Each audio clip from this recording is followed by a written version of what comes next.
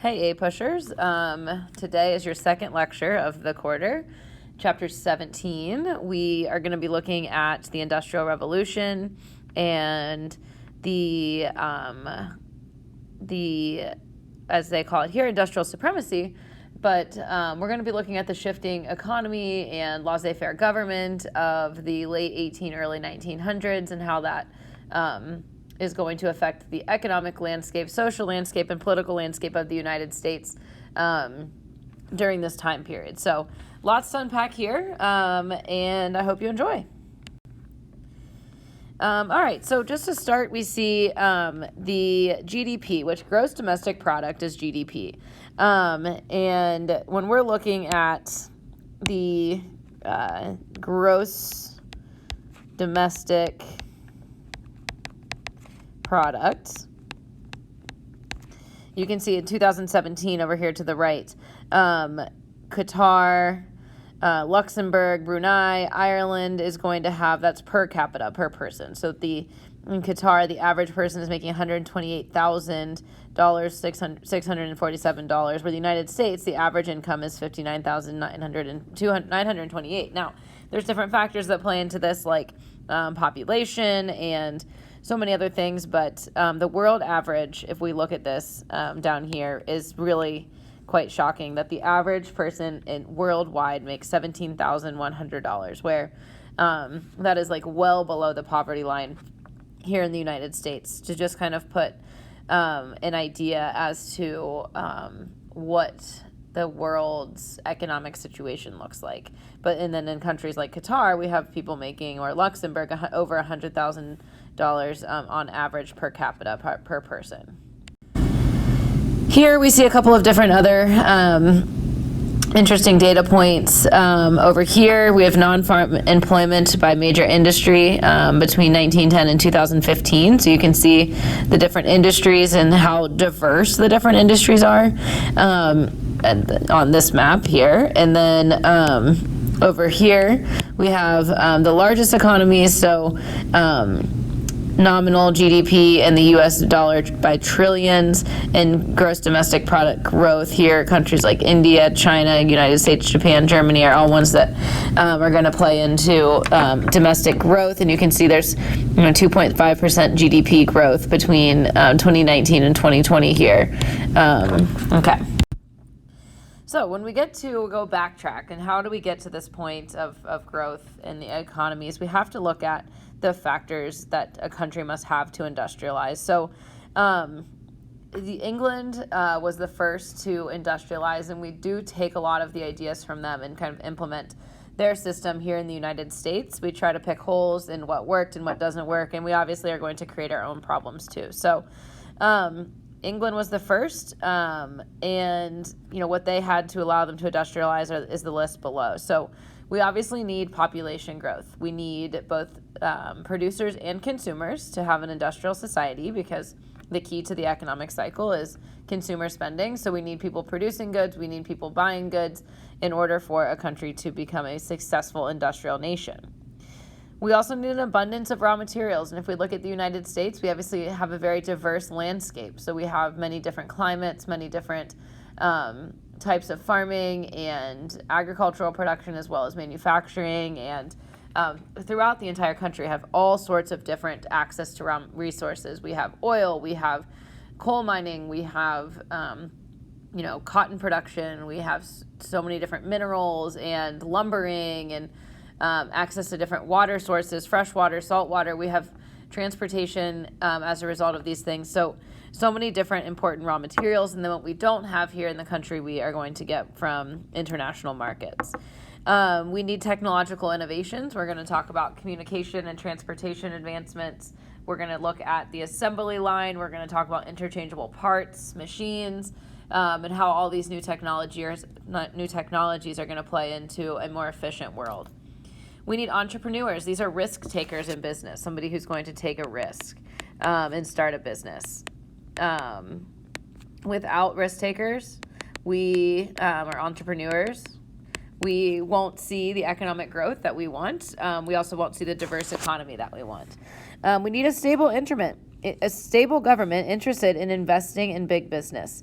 The growth of big business is going to be a huge focus of this chapter. So, we are going to have a stable government, but we also are going to have a government who is practicing laissez-faire policies, where they're going to be very hands-off of regulations of the government. And then lastly, we need large domestic and foreign markets to buy and sell manufactured goods, which is going to help boost our economy. All right, so when we're looking at natural resources and the abundance of raw materials in the United States, we obviously have to talk about both steel and oil. So steel production techniques are going to be improved when we see the creation of what's called the Bessemer process. This was made by Henry Bessemer and improved by William Kelly. What this does is it takes iron ore and it blows out the impurities with heat and allows you to make a stronger steel. And it also creates this process as much faster. So we're going to be producing more steel, which is going to go into the production of many different goods and machines. We call this the Bessemer process. We're going to see Abram S. Hewitt is going to replace the Bessemer process with the open hearth process, which again is going to produce steel in large numbers, and the more that we produce of the good, the more inexpensive it's going to be, and it's going to be more readily available to American businesses. Pittsburgh, it becomes the steel capital, and interesting timing to all my Pittsburgh Steeler fans out there. I'm really sorry about the Sunday night playoff game where the Browns were victorious. I had to get a jab in there to see if we're really listening to these lectures, my Steelers people and Mr. Blaze Steelers people. And the Bengals are already out of it, so sorry also to Mr. Blay. But anyways, in Pittsburgh, there's an abundance of iron ore, so we're going to see a lot of mining taking place where they're going to be extracting the iron ore from the earth. There's already a huge iron industry, so we're going to naturally see that used with the Bessemer process and the open hearth process to produce soft steel for companies to purchase. Every year when we teach this class, it's around the college football playoffs. So, again, interesting timing that Ohio State is going to be playing for the national championship tonight. So go Bucks. I hope that we are able to secure this one from the Alabama Crimson Tide. But anyways, back to the sources of industrial growth. The Pennsylvania Railroad Company created and supplied the Pennsylvania Steel Company. And so they become kind of like a combination industry. So they're able to expand, and they realize now that what they also need to really expand is oil. And we'll see the rise of the petroleum industry as a result. Edwin L. Drake is the first to drill for oil in Titusville, Pennsylvania. He is going to strike oil, what they call it black gold. You can see that up here in this image because it comes out of the ground black, but obviously if you are to strike oil, you're going to become very wealthy as a result. We're able to produce up to 500 barrels of oil in a month, which is a much greater production. And again, the more availability of a good, then the price is going to drop and more people are going to be able to afford the good.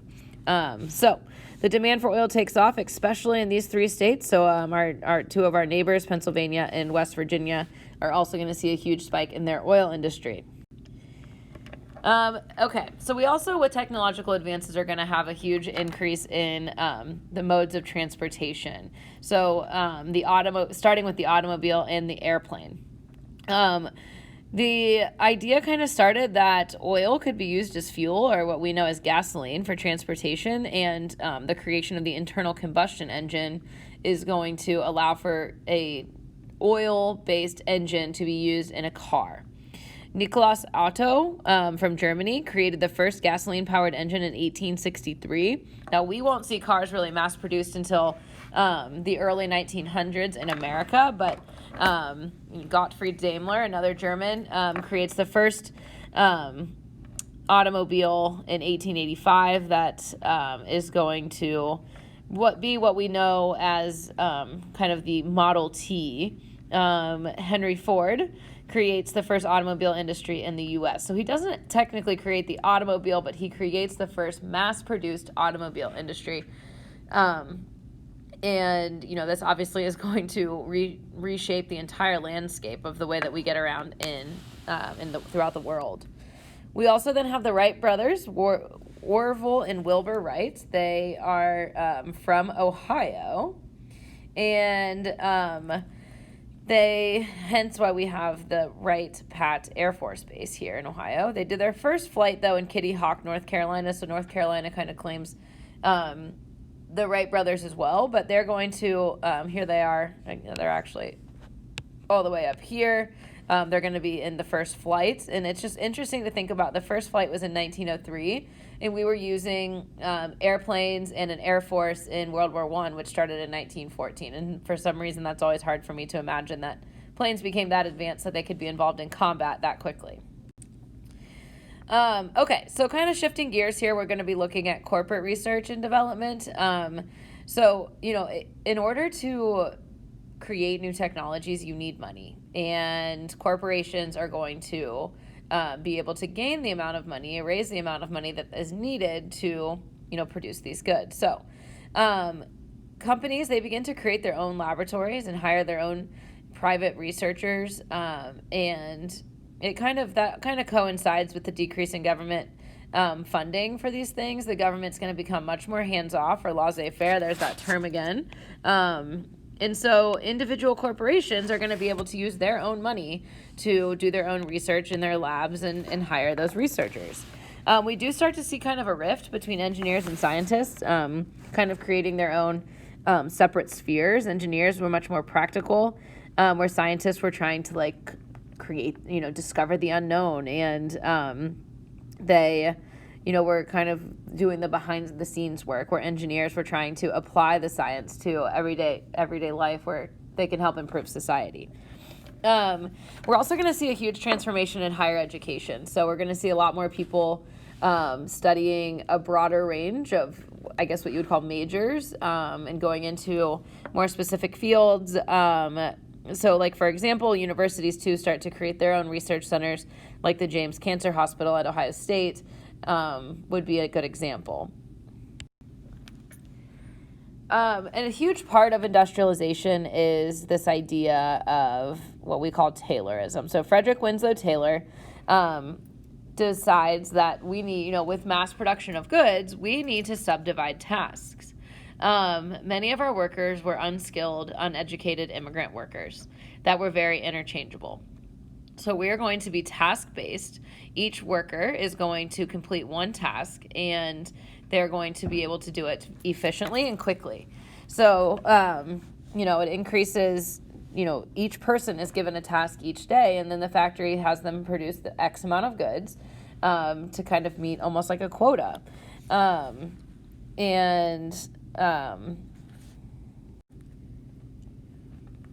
So Taylorism is this idea of subdividing tasks. And then if somebody were to get hurt, it was very easy to replace them. Another unskilled worker could jump into the same exact task and complete it with just as much efficiency. So this whole idea of Taylorism is going to create an entirely different type of work in America. And it's going to really put a huge dependency on our unskilled labor force. And then we have old Henry Ford again, who's coming out with what's called the assembly line. So in 1914, we will see the production of assembly lines, and you can see one above there, that these workers here are creating wheels for cars, for automobiles. So, for example, in 1914, with the use of the assembly line, we reduced car production time from 12 and a half hours to 1.5 hours for a single car. An increased production equals a decrease in price. So more Americans are going to be purchasing automobiles. We're going to see more Americans traveling across the country, which means more Americans are going to be buying goods, and there's just going to be more money in circulation. And this kind of plays into that idea of the Gilded Age, because on the surface, more people have more money. In general, we're going to see the overall standard of living rise because of these modern amenities. Also playing into transportation, we're going to see the expansion of the railroad. We are going to see new paths of development throughout the entire nation. Chicago becomes a huge hub for the railroad industry because, as we learned in Chapter 16, the long drives are going to send cattle to the north. They're going to send cattle to Chicago. And then once they get to Chicago, the meatpacking industry was a huge lucrative industry. That's where they went to slaughter. So a lot of different trains ran through Chicago, but we're going to see the standardization of railroad tracks where they all are the same width. We're also going to see the creation of time zones in 1913. And time zones are really going to help with organizing departure times and arrival times and figuring out when goods need to be dropped off, when goods need to be picked up, and kind of maximizing production of transportation. So in 1860, for example, the year that the Civil War started, we had 30,000 miles of track in the United States. By 1900, just 40 years later, we have 193,000 miles of track throughout the United States. So the movement of goods is happening, and it's happening quick. The railroad industry does begin to be controlled by specific individuals. We're going to see some people really capitalize on this industry, which is going to be kind of create some issues down the road that we'll talk about. But Cornelius Vanderbilt famously is going to be a tycoon of the railroad industry, James Hill and Collis Huntington. But we'll come back to Vanderbilt. He was one of our major tycoons throughout this time period. Okay. So yeah, here you can see the major railroads in 1870s compared to the 1890s with the red additional, and then the Transcontinental Railroad is here that connects in Omaha but then spreads out throughout the entire country. Okay. So this slide is super important. There's a lot of really key ideas here. We have vertical and horizontal integration, also talking about limited liability. You never know how hard it is to write a word that you're not saying until you actually try that. So anyways, corporations begin to sell stock in order to become richer and expand their production. So, we call those shares, and you can do this. If you want to be a day trader, you can be a day trader and invest your money into different companies that you trust.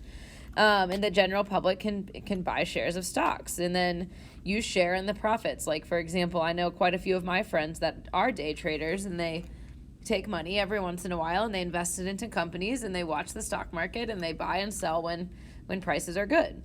Now, here's why this is okay, and here's why you're protected when you do this, is because of something called limited liability. Limited liability is basically saying that whatever amount of money that you put into the company, you're only held responsible for that amount of money, even though you are a technical owner in the company. So, for example, if I were to invest $1,000 into the company, I can't lose more than what I've invested. So it's going to give people the incentive to invest their money because they're going to be protected. We also are going to see some new types of businesses forming in the corporation world. For example, Andrew Carnegie, he is going to use horizontal integration to buy out all of his competition. He uses vertical. So he buys out all of the factors of production. So he doesn't just buy out all the other steel industries, but he buys out every piece of the production process. So he buys cattle, he buys the slaughterhouse, he then buys the refrigerated railroad cars in the cooled warehouses, he then buys the meatpacking plant. So he has control of prices on all of these different factors of production. Where Rockefeller and some of the other tycoons go a different route of horizontal integration, where instead of buying out the factors of production, they're going to buy out all of their competition, and they're going to be able to set prices in the market. Now, a lot of these famous guys like Rockefeller and Carnegie are ultimately going to be doing both vertical and horizontal integration of kind of like a combination. And that's how they're going to be able to get so unbelievably wealthy. We're also going to see new managerial techniques taking root. So we have new divisions of responsibility. We have new roles of leadership within factories. There's kind of this middle manager guy who you have the tycoon who owns the business, and then you have the middle manager who might manage the factory, and then you have the workers. And there's these different levels of hierarchy being implemented into these corporations where different people have different power and different amounts of money. Here you can see kind of some of the vertical and horizontal integration that's taking place in this different levels of different levels of integration and management. Okay, so we're going to start here looking at captains of industry versus robber barons. And these are two terms that'll be really good to know for this unit. So some of our big tycoons that can be called either captains of industry or robber barons are Andrew Carnegie, Cornelius Vanderbilt, J.P. Morgan, and John D. Rockefeller. The difference between a captain of industry and a robber baron is how you view the role of these people in society. So if you take Cornelius Vanderbilt, for example, he has bought out a majority of the railroad industry as well as the factors of production for the railroad industry. So he is incredibly wealthy. And he is corrupt in some of his business practices. He's looking out for number one and doing what he can to make as much money as possible, even if it's not always fair to the most people. Now, here's the thing. He also is going to take his money, and that would be a robber baron. That they're using unfair, corrupt business practices to expand their wealth. But then you can also call him a captain of industry because A, he's expanding the railroad industry. He's expanding the transportation industry. He's making money for the country by improving the speed of transportation. He also is philanthropic, just like Andrew Carnegie, John D. Rockefeller, and J.P. Morgan. They're doing things like creating colleges and universities and libraries and parks and music halls and museums that are going to provide for the people. So these guys, even though they could be corrupt, they paid their workers terribly. They bought out the competition. They ruined the idea of having a ma and pa shop. But they allowed the economy to expand, and they provided philanthropic resources for the people living near them or people who are interested in taking part in these opportunities. So, to decide that they're a captain of industry is seeing these men as a positive light and a robber baron in a negative light. Okay, so going back to integration and consolidating corporate America, we have two different types of integration, but the goal of creating a monopoly is to eliminate the competition so that you can set your own prices, your own wages, your own everything that goes into your business, you can control. So, for example, horizontal integration is when you buy out the entire industry by consolidating all of the light competition. So you're buying out all of the railroad companies and creating one single railroad company in a monopoly. Where vertical integration, as we looked at a couple slides ago, is when you're buying out all of the factors of production. So you don't have to pay an absurd price for a refrigerated car because you own that company and you're going to set the price where it works for you. So a lot of these big tycoons, though, used both. They not only bought out all of their competition, but they also bought out their factors of production. So they had complete control of their industry and their companies. For example, Standard Oil, Rockefeller Standard Oil, was broke up by the federal government in 1911, but for years was extremely successful in buying out 90% of the refined oil in the United States. Rockefeller is going to become one of the leaders of monopolies in the country throughout the late 18 and early 1900s. So on another note, we're looking at trusts and holding companies. So a trust is an economic combination. First it was used by Rockefeller, where you're using both vertical and horizontal integration, and then you have the continuation of J.P. Morgan, who is going to expand his industry exponentially. So a trust agreement is when stockholders transfer from individual corporate stock to a group of trustees in exchange for a share in trust.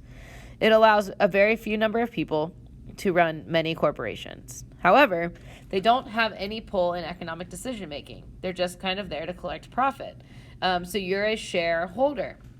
A holding company forms as a result to protect these companies, these corporate combinations. So what a holding company is it's a central body that buys up the stock of the trust members and buys them out. So for example, if Rockefeller wanted to buy out another oil company, he would have to use the holding company that would buy out over 50% of the company he's buying out, and then it would technically just then become part of or a combination with the Standard Oil Company and would become his.